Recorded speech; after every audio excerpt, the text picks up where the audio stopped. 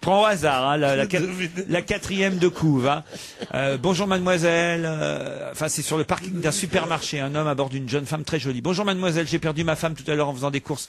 Ça vous embête si je discute avec vous une minute ou deux? Mais pourquoi pas? Vous cherchez pas à me draguer au moins? Mais non, c'est parce que chaque fois que je parle à une jolie fille, ma femme rapplique immédiatement. Ah bah elle est pas si mal. Oui, ça doit être une des meilleures. Elle est en quatrième de couverture. C'est pas très coquin non plus, quoi. Non, c'est pas coquin, ça, bah, qu'est-ce qu'il te faut? C'est une fille qui dit à sa mère: maman, je suis enceinte, mais ma fille, où avais-tu la tête? Dans le pare-brise. Sur le tableau de bord. Ouais. Sur le volant. Dans le tableau de bord. Ah bon? Quelle différence y a-t-il entre une femme et une maîtresse?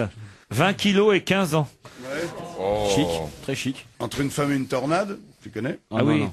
Chers auditeurs, voici une histoire racontée par Jean-Marie Bigard. Si vous devez vous absenter, n'ayez crainte, il la racontera de nouveau dans quelques jours. C'est quoi alors que vous aviez une nouvelle blague, Jean-Marie? La blague de Laurent Baffy, j'étais à deux doigts de vous la raconter. J'étais à deux doigts de craquer, mais là, jamais. Pas avant la semaine prochaine. raconté. Oui. Jean-Marie Bigard, on attend avec impatience que vous nous racontiez la super blague de Baffy, me dit un Eh auditeur. ben, il n'y a pas de problème, je Tu as m'exécute. tellement monté cette histoire en épingle que maintenant tous les auditeurs attendent de connaître cette histoire que Laurent Baffy aurait racontée avant vous sur Rire et Chanson. Oui, qui est très mal d'ailleurs. Alors, vas-y, très mal. fais la pierre. Allez, en plus, elle est super courte. Hein. C'est un mec à l'hôpital. Il dit docteur, j'y crois plus. Débranchez tout. Je pense que c'est la fin. Vous avez fait tout ce que vous pouviez. Vraiment merci. Mais là, franchement, j'y crois plus. C'est trop dur. Puis ça sert à rien. Allez-y, débranchez tout. Et l'autre il dit mais monsieur, ça fait que 5 minutes qu'elle est dans le coma, votre belle-mère. Elle est mignonne.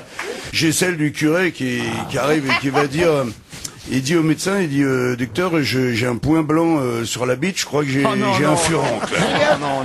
Si, je crois que j'ai un furoncle. Et le docteur, il dit, allez-y, montrez-moi. Bah, dit non, je ne peux pas. De par ma situation, enfin, je suis curé, quoi. Vous voyez ce que je veux dire?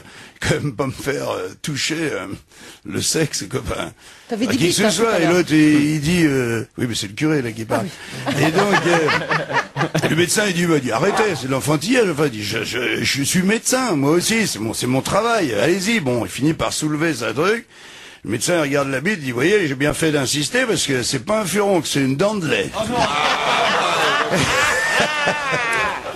Et attends, j'enchaîne. Ah non, si, après la pub.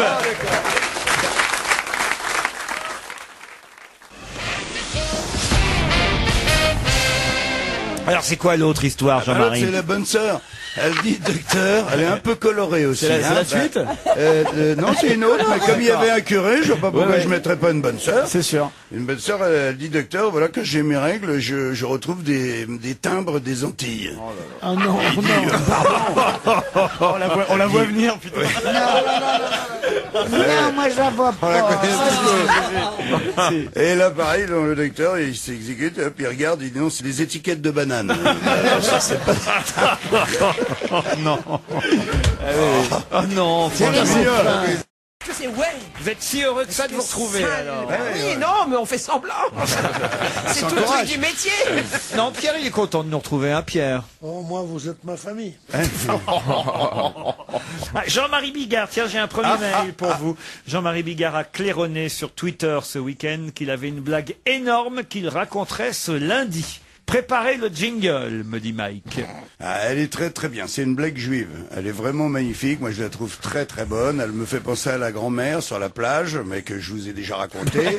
Ah non? La grand-mère sur la plage, elle, avec son petit garçon, il y a une grosse vague qui arrive, elle emmène le petit garçon dans la mer, qui disparaît. Et là, la grand-mère juive, elle se met à genoux, elle dit, mon Dieu, sur les yeux, Tata Rachel et tout, mon Dieu, rendez-moi mon fils, rendez-moi mon fils. Et 5 minutes après, il y a une autre vague qui arrive, et elle ramène le gamin, intact sur la plage. Et là, elle se retourne vers le ciel et elle fait, il avait pas une petite casquette? C'est marrant, c'est une histoire que je raconte depuis très longtemps, j'adore. J'adore J'adore les histoires juives quand elles sont racontées par un juif. Quand elles sont racontées par un crémier poujadiste, ça me fait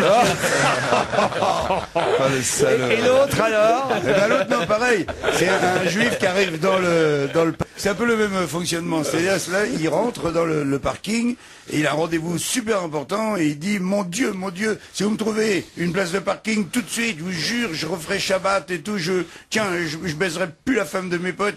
C'est simple, je baiserai plus que ma femme. Et à ce moment-là, il y a une place de parking qui se libère devant lui et là, il se retourne vers le ciel et il fait c'est bon, ça va, j'en ai trouvé une. Ah si, elle est bien. Moi j'aime bien. Au Alors, c'est marrant, téléphone. autant j'aime bien les blagues juives, mais seulement quand elles sont racontées par des Allemands. Là, je trouve ça un peu... Oh non, non. Ah, moi j'en ai une qui est très vieille. Allez-y alors. Ça, c'est Toto. C'est une femme, non. Une femme qui dit à son mari, dis donc, j'ai regardé ton carnet. Ça veut dire quoi, Marlène? Hein, Marlène? Alors il dit, ben, c'est le nom d'un cheval dans la 4e. Ah bon, d'accord. Le lendemain, il rentre chez lui, il dit, dis donc, il y a ton cheval qui a téléphoné. J'aime beaucoup votre émission, que j'écoute depuis plusieurs années maintenant. Un seul bémol, je trouve que vous passez trop de temps à lire les mails des auditeurs à l'antenne. J'espère que vous rectifierez cela au plus vite et que mon mail sera lu à l'antenne. Bon, non, ça aussi. Bonjour, pouvez-vous nous dire à la fin si Jérémy Michalak est vraiment homosexuel? Oui. Parce que je suis homophobe et je voudrais savoir si je l'aime bien ou pas. Ça, c'est drôle.